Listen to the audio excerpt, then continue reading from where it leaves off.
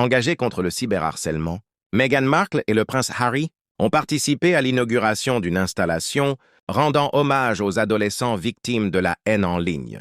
Le prince Harry et Meghan Markle poursuivent leur escapade new-yorkaise. Après les confidences inédites de la duchesse sur la scène du Lincoln, sentées à l'occasion du Times 100 Summit, le couple s'est rendu à l'inauguration d'un mémorial éphémère mis en place par leur fondation, Archewell, qui lutte, entre autres, contre la haine en ligne.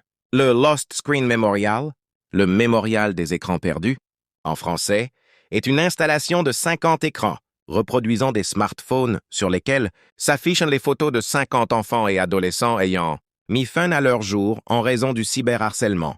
Le dispositif est visible durant 24 heures à New York, avec des mots des familles endeuillées. C'est en août 2024 que le prince Harry et Meghan Markle avaient annoncé vouloir s'engager en faveur de la protection des enfants sur Internet dans une interview accordée à CBS. Quand on voit ce qu'il se passe en ligne, on sait qu'il y a un gros travail à faire et nous sommes juste heureux de pouvoir y participer, avait déclaré la duchesse de Sussex. Le couple a depuis rencontré plusieurs familles ayant perdu un enfant à cause du harcèlement en ligne. Leurs photos sont désormais celles exposées sur les écrans de New York.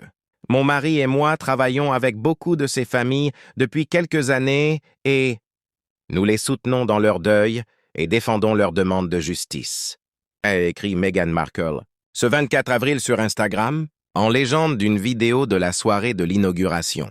Habillée d'une cape noire Carolina Herrera, la duchesse de Sussex s'est montrée particulièrement émue, serrant dans ses bras des parents, endeuillée tandis que son époux échangeait avec eux.